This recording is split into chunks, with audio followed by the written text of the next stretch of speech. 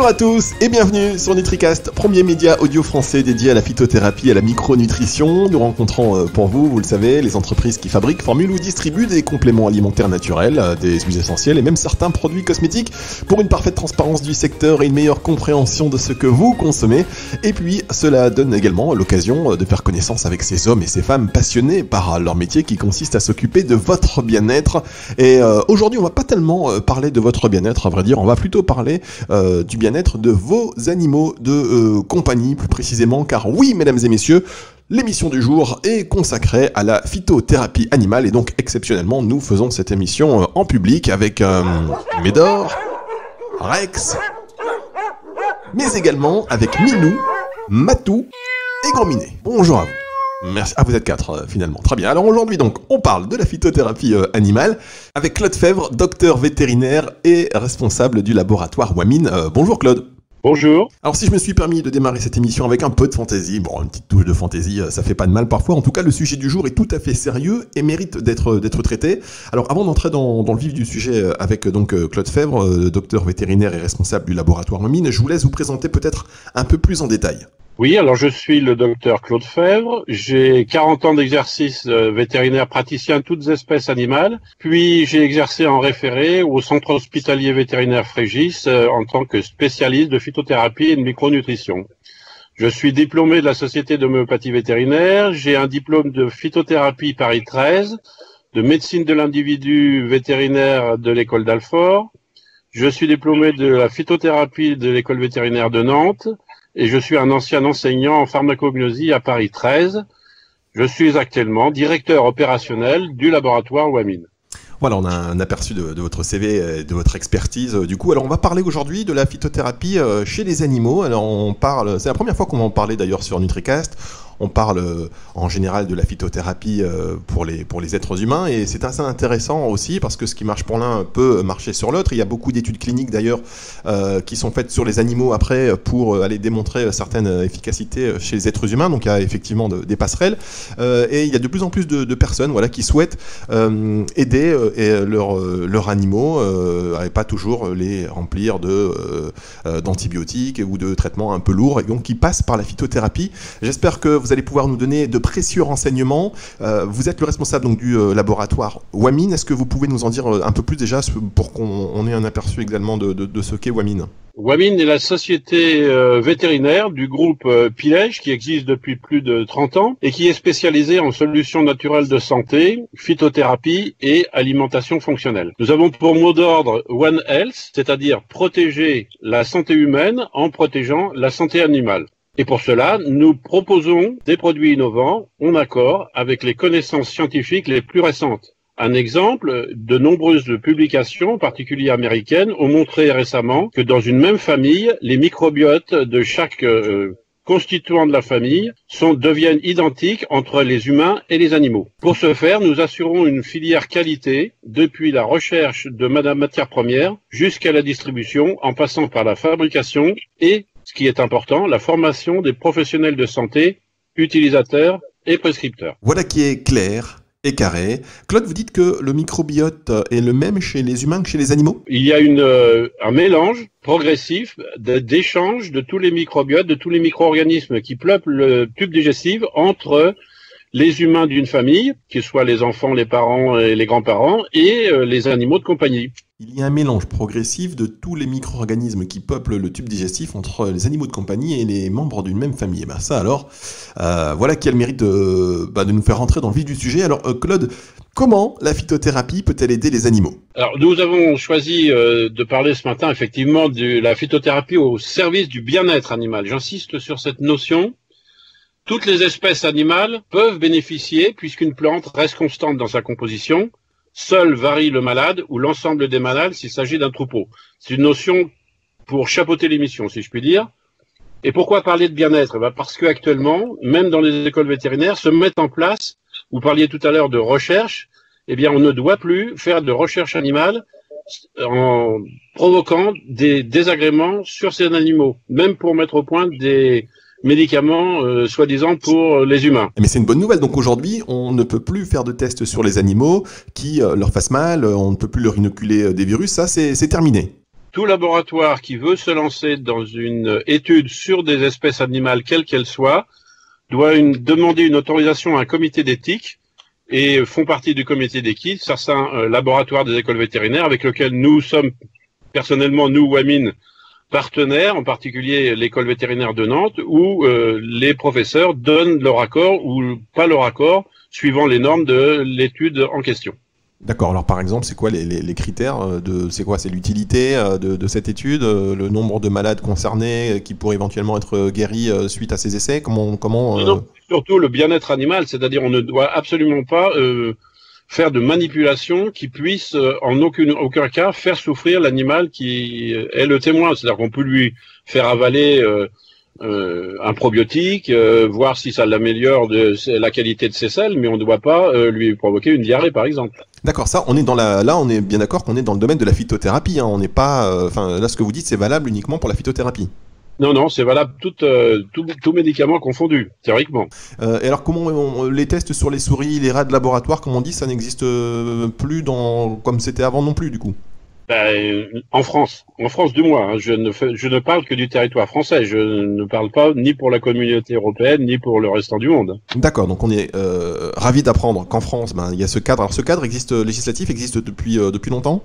Non, c'est très très récemment, les unités viennent de se constituer et nous avons la chance d'être partenaires du laboratoire de pharmacologie de l'école de Nantes, donc ce qui fait que je suis au courant. Je vous donne quasiment un scoop puisque je viens d'en parler avec le professeur il y a quelques jours. Ah bah écoutez, génial, on est franchement, voilà, c'est une excellente nouvelle. Et alors, sans me faire l'avocat du diable évidemment, mais du coup, est-ce que ça risque pas de freiner la recherche française? Non, je ne pense pas, parce que on y a suffisamment maintenant d'expérimentation in vitro sur des cellules, sur des appareils. Justement, on a mis au point des appareils artificiels de laboratoire qui reconstituent les conditions d'une maladie. Et de toute façon, comparer le cheminement d'un médicament sur une souris, un lapin, ou sur un humain, ou sur un cheval, ça ne sert strictement à rien. La preuve ensuite en est les études cliniques, et ça c'est beaucoup plus long à faire.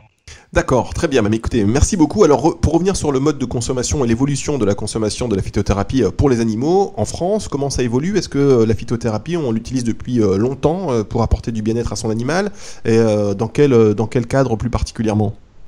Alors, dans l'esprit du public, souvent, utiliser des plantes, on pense, si ça fait pas de bien, ça fait pas de mal. Et le grand public a du mal souvent à faire la différence entre des plantes cueillies au fond du jardin, style émission qu'on voit régulièrement, et des médicaments. Nous, là, on va aujourd'hui parler de phytomédicaments. La demande du consommateur est venue progressivement avec la vague du bio, malheureusement souvent cantonnée au folklore médiatique. Vous savez, le reportage du cuisinier qui va son petit panier dans la campagne pour faire 200 repas et qui cueille 3 marguerites.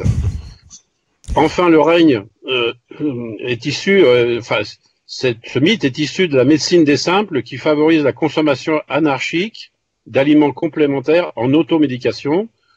Et le public croit souvent que la phytothérapie, c'est la médication de la dernière chance.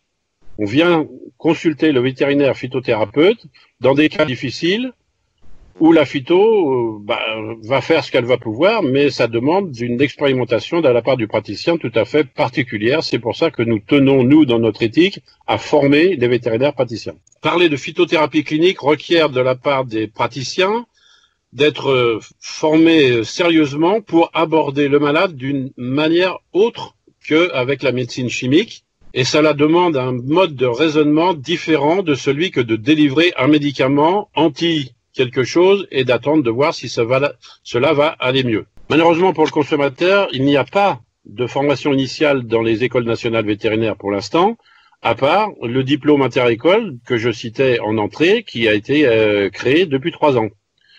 Et surtout, il manque une volonté politique des autorités sanitaires, malgré le désir des fameux plans éco-antibio, et qui se retranche derrière une législation qui privilégie essentiellement le chimique. D'accord, alors justement, comment se place la phyto chez les animaux par rapport aux antibiotiques?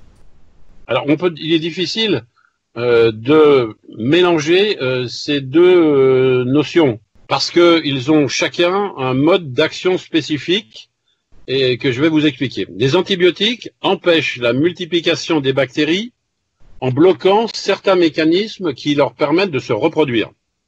Ces mécanismes sont contrôlés par le génome, l'ADN de la bactérie. Malheureusement, cette bactérie garde la mémoire de l'antibiotique, la transmet à sa descendance et à son entourage, y compris par le microbiote intestinal. On finit par créer tout un monde d'antibiorésistance. A contrario, les substances végétales créent des lésions au niveau des parois bactériennes, fait des petits trous, si je puis dire, qui les empêchent de continuer à vivre et ne laissent aucune mémoire. Par contre, un inconvénient, c'est que quelques bactéries peuvent survivre, d'où la nécessité d'associer plusieurs plantes ensemble et de mettre en place des posologies et des rythmes de traitement adaptés sous la surveillance du praticien vétérinaire. Pour être efficace dans les situations infectieuses, par exemple, les plantes demandent, comme je disais tout à l'heure, un abord du malade complètement différent. Pourquoi? Parce que dans une même plante, on peut trouver des molécules antivirales, antibactériennes, immunomodulatrices, et ce dans des quantités qui peuvent varier selon de nombreux facteurs. La variété de la plante, le climat, le mode de culture, le mode de récolte, le procédé de conservation et les procédés d'extraction de l'extrait de plante que l'on peut et on envisage éventuellement d'utiliser. Donc on va utiliser en thérapeutique phytothérapique une synergie de molécules naturelles qui vont envoyer de nombreux messages à différents systèmes que vont appeler des cibles, indispensables au bon fonctionnement et à la lutte de chaque organisme contre la maladie. C'est-à-dire qu'on ne va pas supprimer complètement la maladie tout de suite, mais on va aider le malade à éliminer son adversaire. Pour obtenir un résultat satisfaisant, on va appeler ça la phytothérapie clinique individualisée. On utilise plusieurs plantes qui se complètent les unes les autres dans leurs effets sur différentes cibles. Et pour déterminer ces cibles, le praticien doit s'aider de tous les moyens diagnostiques mis à sa disposition par les connaissances les plus modernes et enseignés dans les écoles nationales vétérinaires. On ne peut pas camoufler quelque chose qu'on ne connaît pas sous prétexte qu'il y a des plantes qui guérissent tout. Voilà, c'est la notion fondamentale que je voudrais faire passer dans cette émission. D'accord, ça veut dire que pour vous, si je vous comprends bien, ce qui est très important, c'est d'utiliser les moyens diagnostiques appropriés pour déceler exactement ce qu'il faut soigner, plutôt que se dire, ok, c'est une plante, c'est efficace, sans vraiment savoir ce que l'animal il a, et on va donc administrer telle ou telle plante sans vraiment avoir fait le bon diagnostic. Ben oui, parce qu'on va rentrer dans la notion de phytothérapie, et dans la notion de thérapie, il y a médicaments. Et on verra dans la suite de l'interview que la notion de médicament est très stricte et définie légalement, et le monde des plantes ne va pas échapper à cette définition sous prétexte de se faire rudement critiquer, de ne pas être crédible et de ne pas rentrer de ce qu'on appelle actuellement l'évidence basée de médecine, qui est la médecine basée sur les preuves. D'accord, merci beaucoup Claude Fèvre, docteur vétérinaire responsable du laboratoire Wamine. On marque une toute petite pause de 3 secondes et on revient tout de suite, on poursuit cette conversation passionnante.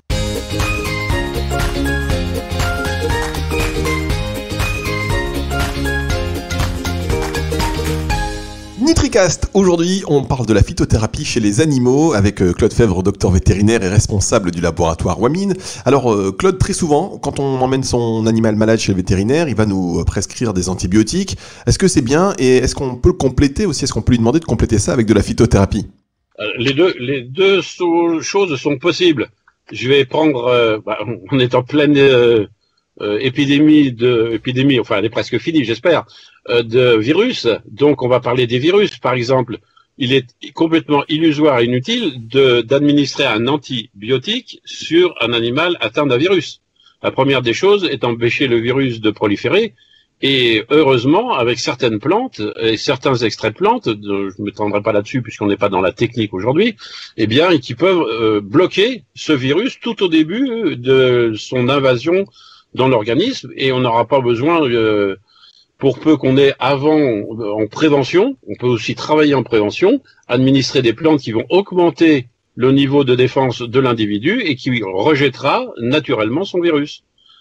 Par contre, si on a une infection cutanée particulièrement importantes, avec des staphylocoques qui envahissent toute la peau du chien, par exemple, qui se gratte, eh bien, on sera obligé d'associer des plantes avec des antibiotiques dans un premier temps, parce qu'autrement, on n'arrivera pas à son but. Donc, il est possible d'utiliser la phytothérapie seule, il est possible aussi de l'utiliser en association avec toutes les autres thérapeutiques, c'est-à-dire tous les moyens qui sont à la disposition du praticien pour améliorer la santé de son patient. Bien, alors je voudrais qu'on aborde maintenant un point qui me semble important, c'est-à-dire la différence pour vous, la différence que vous faites entre la phytothérapie et les compléments alimentaires, parce qu'en tout cas pour les humains, souvent, phytothérapie, complément alimentaire, c'est la même chose. Oui, parce que le mot thérapie induit la notion de médicament.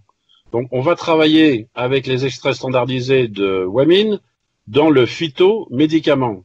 Un médicament, c'est une substance qui a soit obtenu une autorisation de mise sur le marché, soit entre dans une prescription magistrale. Actuellement, en matière de plantes, il y a très peu de médicaments avec autorisation, ou alors ils sont très anciens et ils n'entreraient pas dans la législation européenne. Soit on utilise la prescription magistrale, à condition bien sûr que les ingrédients qui rentrent dans la prescription magistrale soient des matières premières à usage pharmaceutique autorisées par les instances supérieures de l'agence du médicament. Très bien, bah écoutez, merci beaucoup. On va revenir donc du coup chez nos animaux préférés. Alors aujourd'hui, la phytothérapie, quels sont les animaux les plus concernés? Toutes les espèces animales peuvent être concernées par la phytothérapie. Ça va du chien et du chat, et tous les animaux de compagnie dont vous parliez tout à l'heure, les nouveaux animaux de compagnie. Nous avons des vétérinaires spécialisés dans les furets, lapins, oiseaux et autres espèces, et qui utilisent au quotidien la phytothérapie du fait de leur innocuité et de leur efficacité sur des animaux qui sont très réactifs aux extraits des plantes. Disons que les vétérinaires utilisent beaucoup la phytothérapie sur des problèmes digestifs, sur des problèmes de locomotion, sur des problèmes de dermatologie, et même sur des, comme je le disais tout à l'heure, sur des problèmes de maladies respiratoires plus ou moins complexes. Ce n'est pas, c'est ce que je disais en introduction, ce n'est pas le médicament phytothérapique qui fait l'efficacité, c'est l'usage que le praticien en fait et de la façon dont il associe ces plantes avec les extraits standardisés que l'on lui délivre. D'accord, alors justement en parlant d'extraits de plantes standardisés, on peut peut-être revenir sur ceux que vous proposez chez Wamine et pourquoi? Alors, l'originalité des extraits de plantes commercialisés par Wamine consiste en un brevet d'extraction spécifique associé à des méthodes de contrôle qualitatif et quantitatif les plus modernes qui permettent de comparer leur composition à celle des plantes fraîches afin de respecter au plus près leur profil chimique. Alors, j'ai introduit un certain nombre de mots: plantes fraîches, respecter le profil chimique, moyen de contrôle qualitatif et quantitatif. C'est-à-dire qu'on essaye de faire rentrer la plante dans une véritable science. On n'utilise pas une plante parce qu'elle s'appelle pissenlit.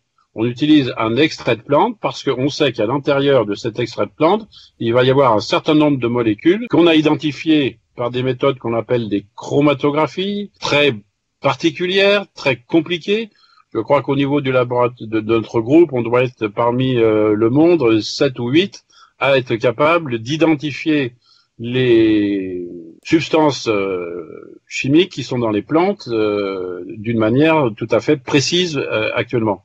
C'est un matériel qui coûte très cher d'ailleurs et qui demande un travail de très long terme, et on n'a même pas fini de connaître tout ce qu'il y a à l'intérieur des plantes, bien entendu. Il y a un grand chantier qu'on vient d'ouvrir.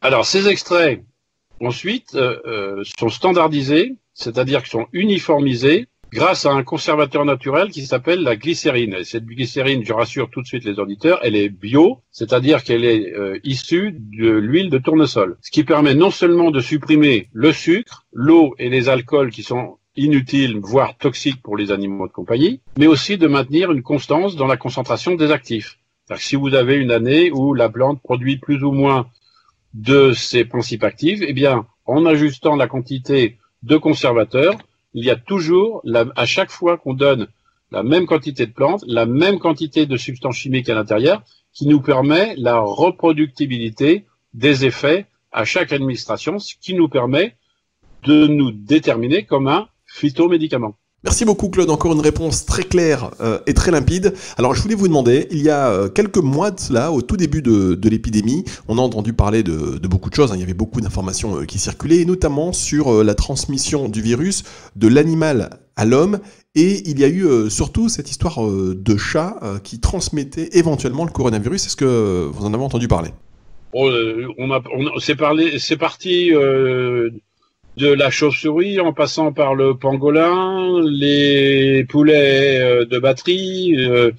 Tout animal peut éventuellement être contaminé d'un virus ou d'un autre. Maintenant, le virus dans le milieu extérieur, si c'est sur les plumes, les poils et autres à l'extérieur, il ne survit très peu longtemps. Savoir, on ne sait rien sur ce Covid-19, puisque c'est un sérotype. Il y a de nombreux coronavirus dans l'espèce animale. Dans ma vie de vétérinaire, j'en ai côtoyé des dizaines et des centaines de coronavirus. Il y a une maladie particulière chez les chats qui s'appelle la péritonite infectieuse féline, qui est un coronavirus spécifique aux chats. J'en ai manipulé des dizaines, je n'ai jamais attrapé de coronavirus dans ma vie. Mais rien ne me dit que j'ai pas fait d'anticorps non plus de ce virus-là. Il faudrait le rechercher. Donc tous les êtres vivants ont chacun leur virus. Certains peuvent être transmis, d'autres pas transmis. Il y en a qu'on connaît qui font partie de ce qu'on appelle des maladies à déclaration obligatoire. Il y en a d'autres qu'on ignore complètement. D'accord, bah c'est intéressant. En tout cas, voilà, vous l'avez dit, hein, chez le chat notamment, la péritonite infectieuse, c'est un coronavirus. Vous en avez soigné et voilà, vous n'avez pas eu. Enfin bon, c'est quand même.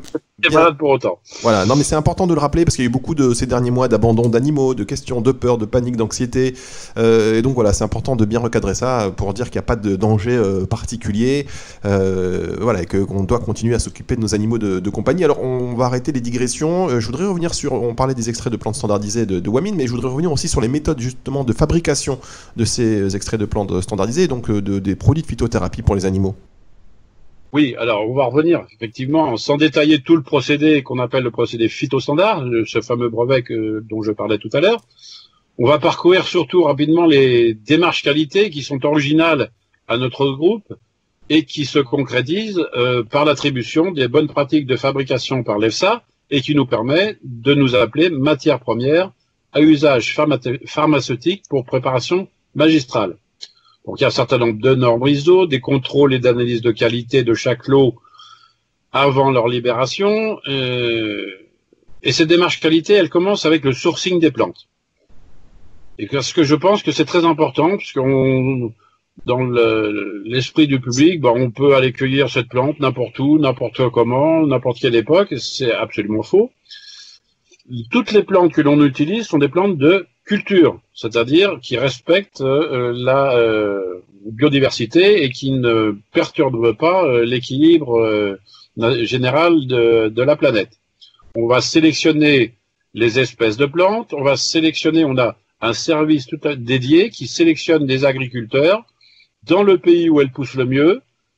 Ils vont choisir ensemble le moment de la récolte et la méthode d'extraction, bien entendu, c'est nous qui la faisons dans un site tout à fait français, puisqu'il se situe au pied des Pyrénées, à côté de Saint-Giron. Il y a un cahier des charges extrêmement rigoureux pour faire partie de ces fournisseurs. Elles doivent être certifiées biologiques, tout au moins dans les pays qui ont ces normes, mais il faut toujours se méfier entre les normes bio françaises et les normes bio extrême-orientales. Je ne vous dis pas la différence. Dans le cas contraire, elles sont obligatoirement issues d'une agriculture raisonnée. Ces cultures doivent respecter le cycle de vie de la plante et préserver sa pérennité. Des conditions de cueillette sont imposées, très strictes, pour que la plante garde intact tout son potentiel d'action. Et pour parvenir à ce but, elles sont congelées sur place. C'est-à-dire que l'entièreté d'une récolte pour une production pour 1 an, 2 ans, 3 ans de nos réserves vont être congelées sur place et elles vont rester congelées jusque dans l'arrivée du broyeur d'extraction. Et par exemple, pour des plantes qui ne sont pas d'origine française, je souligne que 80% des plantes sont d'origine française, mais si c'est impossible du fait de leur mode de vie, par exemple le guarana qui vient du Brésil, l'orthosiphon d'Indonésie, le curcuma et le gingembre du Vietnam ou du Laos, eh bien ces plantes-là doivent être congelées sur place. Et si la chaîne de congélation, c'est déjà arrivé, ne marche pas, eh bien c'est toute la perte de la récolte qui va être mise au rebut et on recommence. Donc effectivement, ça aussi, ça a un certain coût. Il faut savoir aussi qu'avant de parvenir au stade de l'extraction, plusieurs équipes ont travaillé sur la justification du dossier scientifique.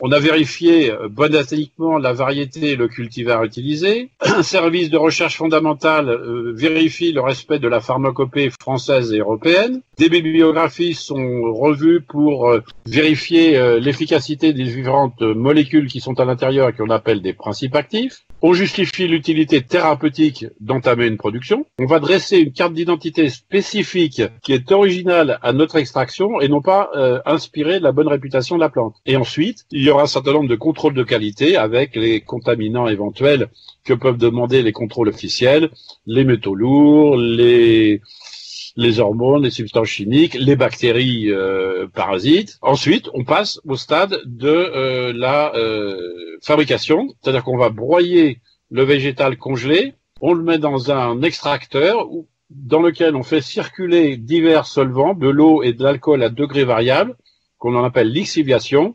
Ensuite, tous les solvants sont évaporés et l'extrait peut ensuite être traité, soit sous forme liquide qu'on appelle les EPS, extraits de plantes fraîches standardisés, que nos vétérinaires connaissent et que certains publics ont déjà utilisé pour leurs animaux, ou aussi sous forme de poudre lyophilisée et adjuvée qui nous permet de fabriquer des aliments complémentaires sous forme de comprimés. Ensuite, il y a libération pharmaceutique après examen par les autorités, des lots étiquetés selon la législation, pour assurer la traçabilité, et enfin livraison au vétérinaire en flacon de 500 ml, qui par son statut de pro-pharmacien est habilité à réaliser les préparations magistrales selon chaque espèce traitée. Bien, eh bien écoutez, c'est une explication magistrale. Claude Fèvre est avec nous, docteur vétérinaire et responsable du laboratoire Wamine. On marque une toute dernière pause avant de revenir avec une question auditeur.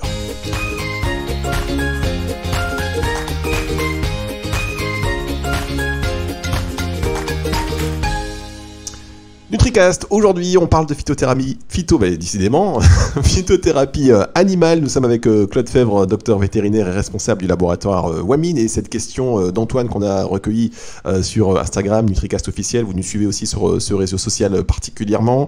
Mon chat fait du diabète, qu'est-ce que je peux faire en phytothérapie pour l'aider ? Tout dépend de quelle sorte de diabète il s'agit. Les questions, elles sont comme elles sont. Hein. C'est vrai qu'elles sont un peu brutes ou parfois incomplètes, mais voilà, peut-être qu'il ait des pistes, ou est-ce qu'il peut déjà demander à son vétérinaire d'avoir recours à la phytothérapie plus particulièrement ? Je pense que si le chat a du diabète, c'est qu'il a été diagnostiqué diabétique par le vétérinaire, parce que les symptômes sont souvent assez frustres au départ. D'autant que les chats en appartement souffrent souvent de ce qu'on appelle un syndrome métabolique et qui s'apparente à ce qu'on appelle chez les humains le diabète de type 2. C'est-à-dire qu'on a une hyperglycémie avec insulinorésistance progressive, mais qui ne demande pas forcément des injections d'insuline matin et soir. Et ensuite, il y a bascule de ce diabète-là vers qui, lui, peut dépendent de la phytothérapie, et le diabète insulinodépendant, où là, la phytothérapie est à utiliser avec moult précautions parce que ça peut modifier les courbes de glycémie et la surveillance des fructosamines nécessaires aux praticiens pour surveiller son diabète. D'accord, alors vous le disiez tout à l'heure que finalement tous les vétérinaires n'étaient pas formés, enfin vous en tout cas vous avez entrepris, vous avez cette initiative de former les vétérinaires à l'utilisation de la phytothérapie, mais que tous n'étaient pas formés. Donc là, cette question d'Antoine qui nous demande est-ce que en phytothérapie, voilà, il peut l'utiliser ou elle peut être utile dans le cadre du diabète de son chat. Alors je connais pas le type de diabète, mais toujours est-il que effectivement vous l'avez dit, si il dit qu'il a du diabète, c'est qu'il a dû être diagnostiqué. Ça c'est plus ou moins sûr hein, que son vétérinaire lui a diagnostiqué. Mais du coup, est-ce que les vétérinaires ont ce réflexe de s'orienter vers la phytothérapie? Ceux qui ont été formés, ceux qui ont l'habitude, qui ont entré la phytothérapie dans leur pratique quotidienne, effectivement, vont choisir d'aider l'animal avec les plantes qu'ils ont l'habitude d'utiliser. Lorsqu'on les forme, les vétérinaires, on les incite à se faire une documentation que j'appelle une matière médicale personnalisée, c'est-à-dire qu'ils vont dresser la liste d'un certain nombre de plantes qu'ils ont l'habitude de bien utiliser, dont ils connaissent la composition, dont ils ont déjà expérimenté sur le terrain l'efficacité, et qu'ils peuvent en toute sécurité proposer à leurs clients. D'accord, mais est-ce que vous diriez que c'est un acquis aujourd'hui chez la plupart des vétérinaires ou qu'il y a encore toute une démarche à faire pour l'expliquer et de formation? On peut dire qu'à peu près il y a 10% des vétérinaires qui nous ont rejoints et qui ont participé à des réunions de formation parmi les 18 000 vétérinaires inscrits à l'ordre des vétérinaires actuellement. Donc il y a encore du travail à faire, et ce travail il est bien sûr du ressort de nous laboratoires, puisque c'est l'éthique, une option qu'on a prise dans notre laboratoire de former les praticiens à l'utilisation de ces substances avant de leur proposer de les acheter ou de leur faire des remises commerciales sur facture. Ce qui serait intéressant, c'est qu'il y ait une formation initiale dans les écoles vétérinaires, ce qui va venir parce que on constate l'intérêt de plus en plus important des étudiants vétérinaires et qui font pression sur leurs enseignants pour avoir des enseignements optionnels de phytothérapie, à laquelle, bien sûr, notre laboratoire et plusieurs vétérinaires qui sont diplômés maintenant du DIE de phytothérapie utilisent nos extraits et participent à ces enseignements dans les 4 écoles vétérinaires. Eh oui, vous l'avez dit, 10%, ce qui veut dire qu'il y a beaucoup encore de vétérinaires à former à l'usage de la phytothérapie, et c'est pourquoi voilà, des questions comme ça où des gens cherchent, et on le voit, pour leurs animaux aussi, cette naturalité, voilà, sans charger vraiment en produits en substances chimiques et avoir recourir peut-être à des antibiotiques quand ils le peuvent. Donc c'est voilà, c'est aussi ce sont des questions qui peuvent paraître un petit peu basiques, mais on sent qu'il y a ce souci chez les propriétaires d'animaux domestiques de les soigner aussi au mieux sans avoir des traitements trop lourds, avec peut-être des conséquences aussi tout aussi lourdes finalement. Ça me donne l'occasion de vous dire oui, la phytothérapie, mais pas n'importe comment, avec des professionnels de santé. Et le diabète était une question particulièrement pertinente pour me permettre d'y répondre, puisque sur un syndrome métabolique, vous pouvez utiliser des plantes comme le chardon-marie ou la bardane ou la feuille de noyer qui va être hypoglycémiante et qui va améliorer le sort de l'animal non insulinodépendant. Par contre, s'il il nécessite des injections d'insuline, eh bien là, il va falloir que le professionnel de santé soit particulièrement compétent. D'autant que chez le chat, deuxième précaution, rien que le fait de lui faire une prise de sang va lui augmenter sa glycémie d'une manière artificielle. Et ça, c'est le stress qui le fait, par décharge d'adrénaline qui fait monter la glycémie. Donc il y a tout un contexte qui fait que il faut toujours avoir recours à l'intervention d'un professionnel de santé. Il y a une solution, s'il y a un mot qu'il faut retenir, c'est avoir toujours affaire à un professionnel de santé. L'automédication est un danger permanent. Et alors on a dit tout à l'heure qu'il y avait 10% seulement des vétérinaires qui étaient formés en phytothérapie. Pour les autres, quels sont les produits chez Wamine que vous proposez? Voilà, des produits, on va dire, plus accessibles. Pour permettre aux vétérinaires qui ne sont pas formés précisément à la phytothérapie, on a, nous, maintenant, l'expérience, un certain nombre de praticiens. Moi, je fais de la phytothérapie depuis 25 ans.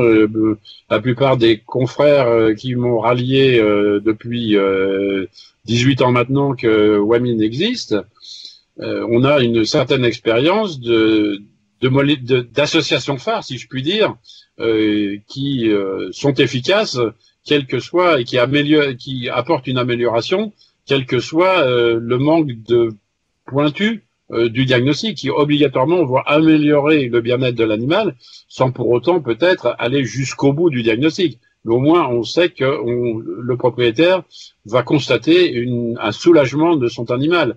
Si on donne Cassis Rennes-des-Prés, par exemple, à un animal qui a une douleur articulaire, on sait très bien que l'animal va être soulagé dans les quelques jours qui suivent, sans attendre 10 jours, 3 jours, 3 semaines d'efficacité. C'est une notion aussi qui est répandue. La phytothérapie demande longtemps à être efficace. Non, elle peut être immédiate, quasiment immédiate.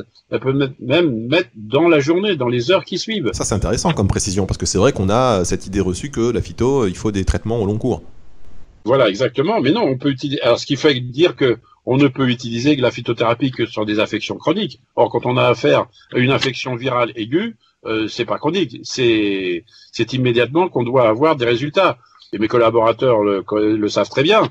Si vous avez mal à la gorge, une angine, on peut faire des associations de cyprès, réglisse, mélisse, sureau. On va en prendre une fois dans la journée. Si on n'en prend qu'une seule fois, l'amélioration va durer 1 heure ou 2. Si à chaque fois, dans les 2 premiers jours, on refait plusieurs administrations 4 ou 5 fois par jour, au bout de 2 jours, le mal de gorge a disparu. Si c'est une affection articulaire qui date de plusieurs années avec d'autres incidences au niveau de l'organisme, il faudra avoir toutes ces incidences-là. Et effectivement, on va soulager la douleur articulaire, mais on ne va pas forcément remonter tout de suite à la cause de la maladie, qui pourra être une insuffisance hépatique, une accumulation d'acide urique à l'intérieur des articulations et toute autre chose qui doivent être diagnostiquées par le praticien. D'accord, donc ces synergies de plantes que vous avez développées pour les vétérinaires qui n'ont pas forcément une grande expertise de la phytothérapie, donc des synergies avec de plantes qui permettent une amélioration du bien-être animal assez rapidement, ça s'appelle donc des phytotuines, et vous en avez selon la pathologie et selon les symptômes de chaque animal. Oui, on a même d'autres compléments alimentaires nous on appelle entre nous des phytotrios, parce qu'au lieu de mettre 2 plantes, on a mis 3 plantes ensemble. Je vais vous donner un cas tout à fait, puisqu'on a parlé de stress tout à l'heure. L'animal de compagnie, le compagnon à 4 pattes, leur vie, vous citiez la vie dans les appartements, c'est plus celle des origines de chasseurs libres, comme les chats, ou hiérarchisés en meute comme les chiens. Tant au niveau de la nutrition, on va modifier leur microbiote, on a modifié leur comportement, ils ont souvent des difficultés à trouver leur place au sein de la famille, en ville, au 8e étage de l'appartement. Et ces conditions créent un environnement et des peurs nouvelles, à des bruits de voiture, à des fêtes, aux orages, au transport, qui perturbent le comportement de ces animaux et qui modifient des porteurs de l'information au niveau du système nerveux qu'on appelle des neuromédiateurs. Les neuromédiateurs les plus concernés sont l'adrénaline, qui est le démarreur des réactions, le GABA, qui est le stabilisateur de vitesse, si vous voyez la comparaison avec l'automobile, et la sérotonine, qui est le frein avant la catastrophe. Donc on a 3 facteurs sur lesquels on peut agir avec des plantes, et on va vous proposer 3 plantes qui vont réguler ce désordre de la circulation. Le griffonia, qui est une sorte de haricot qui pousse en Afrique, contient une forte concentration d'un acide aminé qu'on appelle le 5-hydroxytryptophane, qui est un précurseur de la sérotonine. Donc si on augmente son taux cérébral, eh bien on va réguler l'humeur et prévenir l'agressivité des animaux. On y ajoute des fleurs d'aubépine qui contiennent une substance, je vais prononcer un gros mot, des flavonoïdes, hypotenseurs, aidant à régulariser les émotions. Et en 3e plante, on va prendre de la passiflore, que tout le monde connaît parce que c'est une jolie fleur, mais qui contient un autre flavonoïde, l'apigénol, qui est anxiolytique, qui agit sur le système GABA, c'est-à-dire sur le régulateur de vitesse, et qui est aussi performant qu'un tranquillisant chimique, style benzodiazépine, barbital et autres tranquillisants qui sont prescrits largamanu en chimie. Et justement, je disais que c'est la phytothérapie, et là, elle va être très longue à agir. Dans les heures qui suivent, l'anxiété au feu d'artifice est supprimée. Et pour les troubles majeurs du comportement, comme les hyperactivités, par exemple, du chien mal installé depuis plusieurs années, eh bien, on a fait une thèse à l'école de Nantes l'année dernière qui a été soutenue en 2019. On a comparé une molécule chimique et ces molécules de plantes, et au bout de 14 jours, on a eu les mêmes améliorations pour l'un comme pour l'autre. Bien sûr, ça nécessite, par certains cas, le recours à un psychologue vétérinaire, une thérapie comportementale spécialisée. Mais pour dire que Voilà, tous les cas de figure sont possibles avec la phytothérapie. Merci beaucoup Claude, c'est très concret, on apprend beaucoup, hein. Merci beaucoup. Alors on a parlé des phytotwins, on a parlé des phytotrios, donnez-nous encore, voilà, avant de partir, avant de terminer cette émission, est-ce que vous avez encore un produit comme ça, une synergie de plantes que vous pouvez nous expliquer et que vous proposez chez Wamin? On a pour les vacances entre guillemets, parce qu'on ne sait pas comment les vacances vont être distribuées cette année, mais on a un autre mélange de 3 plantes qui sont à la disposition des propriétaires de chiens pour les empêcher de vomir en voiture, qui s'appelle le gastrimide et qui contient du gingembre, de la mélisse et de la réglisse et qui est l'antivomitif de référence qui va dans le quart d'heure qui suit, calmer le vomissement du chien. D'ailleurs, il peut être aussi utilisé par les humains, par la même occasion. Si vous faites un gueuleton et que vous avez mal à l'estomac, vous prenez 4 comprimés de gastrimide et un quart d'heure après, vous n'avez plus mal à l'estomac. D'accord, donc les compléments alimentaires que vous proposez pour les chiens, là, pour le coup, celui-là, on peut le prendre aussi pour nous. C'est ce que je vous disais en commençant. Ce n'est pas la plante qui fait le médicament. La plante reste toujours pareille à elle-même. Elle se lève pas le matin en disant « si je fabriquais une substance pour empêcher de vomir ». Non, elle fabrique un certain nombre de principes actifs qui lui sont utiles soit pour son fonctionnement, soit pour sa défense. Et nous, humains, nous utilisons ce qu'il y a à l'intérieur pour notre propre confort ou pour le propre confort de toutes les espèces à laquelle on les destine. Bien Claude, alors vous l'avez dit en début d'émission, vous le dites à la fin, la boucle est bouclée. Ce n'est pas la plante qui fait le médicament, ce sont plutôt les utilisateurs qui vont utiliser les principes actifs dont l'organisme a besoin pour leur confort. Eh bien, on va retenir ce concept. Merci beaucoup Claude Fèvre, docteur vétérinaire et responsable du laboratoire Wamin qui était avec nous aujourd'hui. Merci beaucoup, émission à retrouver sur nutricast.fr et sur toutes les plateformes de streaming. Et puis surtout émission à partager. Je vous dis à très bientôt.